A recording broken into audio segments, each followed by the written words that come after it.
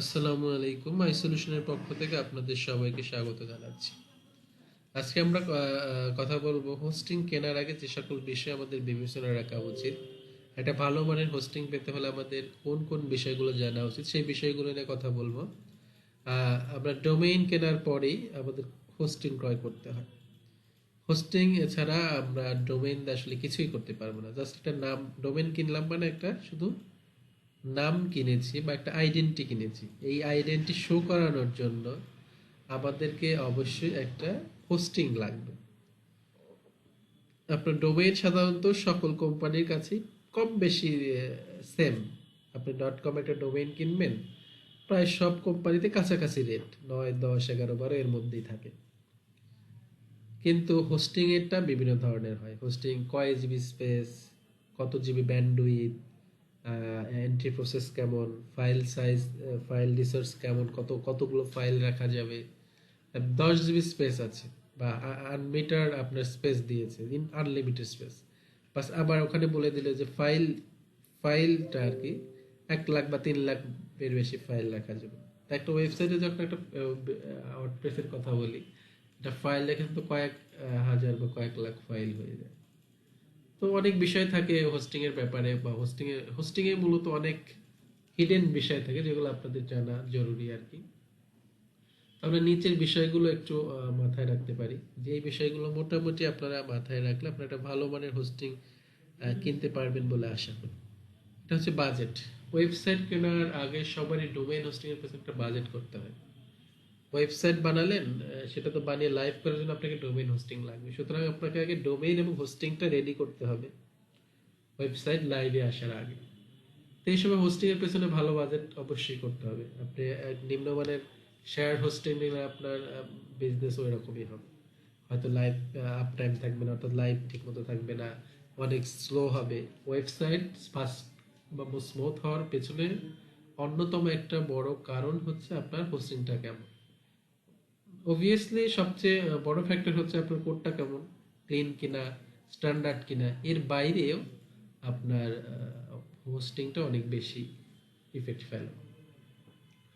সাইটে daily visitor সংখ্যা কেমন থাকবে, একই সাথে কিরকম ভিজিটর আপনার ওয়েবসাইটে আসতে পারে, ওয়েবসাইট ভিজিটররা কোথা থেকে আসবে, ফেসবুকে অ্যাড, গুগল অ্যাড, বা ডিজিটাল মার্কেটিং করে পেইড, নাকি অর্গানিকলি আসবে। অর্গানিকলি আসলে অনেক সময় দেখা যায় যে একই সাথে হয়তো অতটা পড়ে না, ইফেক্ট পড়ে না। বাট যখন আপনি অ্যাডভার্টাইজমেন্টে যাবেন, পেইড অ্যাডভার্টাইজমেন্টে, বিশেষ করে ফেসবুক থেকে যে অ্যাডগুলো আসে, সেখান থেকে যখন ভিজিটর আপনার ওয়েবসাইটে আসে, তখন এন্ট্রি প্রসেসটা একটু বেড়ে যায়। তো এটা আপনাদেরকে মাথায় রাখতে হবে।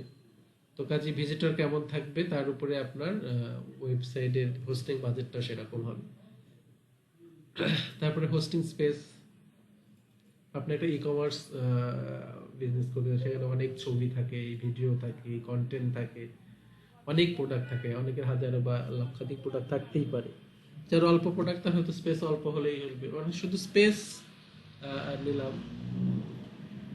তো সুতরাং আপনার ওয়েবসাইটের স্পেসটাও বিশেষ জরুরি, কত জিবি স্পেস আপনার দরকার। তো এটাও কিন্তু আপনার স্পেসের কারণে আপনার বাজেট কম বেশি হতে পারে, এটা মাথায় রাখবেন। ব্যান্ডউইথ হচ্ছে আপনার ওয়েবসাইটে যত পরিমাণ ডাটা বা ফাইল থাকবে তত পরিমাণ ভিজিটর আসবে, তার উপরে ব্যান্ডউইথ খরচ হবে। অর্থাৎ পার ভিজিটর ভিউ অনুযায়ী, আমি গত ভিডিওতে বলেছিলাম যে আপনারা যখন মোবাইল ডাটা বলি এই জন্য যে ওটা বুঝতে পারি, বাট আমরা যারা ওয়াইফাই ইউজ করি, ব্যান্ডউইথ, তারা হয়তো বুঝতে পারি না, কারণ 500-1000 টাকায় আমরা সারা জিবি, সারা মাস ইউজ করি। কত জিবি ইউজ করলাম সেটা তো হিসাব থাকে না। বাট যারা মোবাইল ডাটা ইউজ করি তাদের কিন্তু একটা হিসাব থাকে যে আমি এই মাসে এত জিবি বা এই টাকা এত জিবি দিয়ে আমাদের এই সারা মাস চলতে হবে। এই জন্য আমি মোবাইল ডাটার ইয়েটা দিচ্ছি, আপনাদের উদাহরণ দিচ্ছি যে আপনি যখন একটা ওয়েবসাইট ভিজিট করেন, একটা নির্ধারিত পরিমাণ আপনার ডাটা কেটে নেয়। ঠিক একই পরিমাণ বা সমপরিমাণ ডাটা বা কাছাকাছি ডাটা কিন্তু আপনার ওই ফাইল, কত ফাইল দেখলেন, ছবি দেখলেন, ভিডিও দেখলেন বা কন্টেন্ট দেখলেন, কোন কোন পেজে গেলেন, এর উপর নির্ভর করে ওখান থেকেও আপনার যার ওয়েবসাইট মালিকের হোস্টিং এর ব্যান্ডউইথ থেকে একটা নির্ধারিত পরিমাণ অ্যামাউন্ট ব্যান্ডউইথ কেটে নেওয়া হয় আর কি। তো আপনার ধরুন 1 জিবি ব্যান্ডউইথ আপনার সাইটে 10,000-ই আসলো বা 1,000-ই আসলো। তো আপনার জায়গা আছে 10 জিবি, তো 1,000 করে আসলে আপনার 10,000 আসতে পারবে। তো এই 10,000 বেশি হলে কিন্তু আপনার ওয়েবসাইট আর থাকবে না।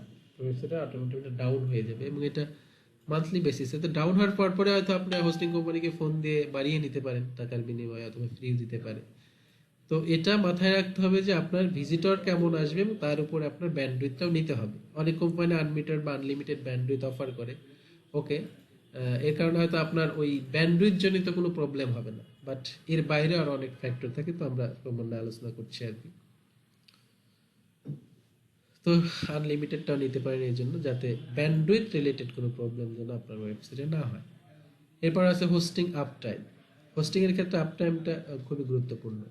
অর্থাৎ আপনার আপ টাইমটা হচ্ছে আপনার সাইটটা কি পরিমাণ লাইভ থাকবে, অর্থাৎ 99% বা 100% আপ টাইম দেখে আপনি হোস্টিং নির্বাচন করবেন। অনেক কোম্পানি আপনাকে বলবে ঠিক আছে, বাট সেটা হয়তো নাও পেতে পারেন। তো কেনার আগে অবশ্যই এটা চেক করে নেবেন, এবং কোম্পানির যে ইউজেস পলিসি আছে সেটা দেখে নিতে পারেন। তাদের প্রত্যেকটা অনলাইনে প্রোডাক্ট কেনার আগে আপনারা তার প্রাইভেসি পলিসি বা ইউজেস পলিসিগুলো অবশ্যই দেখে নেবেন।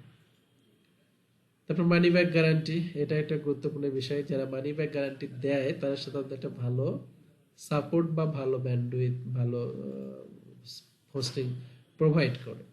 তো এটা, এবং মানি ব্যাক গ্যারান্টি অনেকে হয়তো 30 দিনে দেয়, কেউ 15 দিনে দেয়, বা অনেকে দেয় না। তো সেটাও একটু খেয়াল রাখার বিষয় যে কোম্পানিটা আপনাকে মানি ব্যাক গ্যারান্টি দিচ্ছে কিনা। যারা মানি ব্যাক গ্যারান্টি দেয় সেগুলো সাধারণত ভালো সার্ভিস দেয় বলে মানি ব্যাক গ্যারান্টি অফার করে। কারণ 1 মাস মানি ব্যাক গ্যারান্টি, তো 1 মাসের মধ্যে একটা ভালো সাপোর্ট যদি আপনি না পান, তাহলে তো আপনি টাকা নিয়ে ফিরে আসবেন।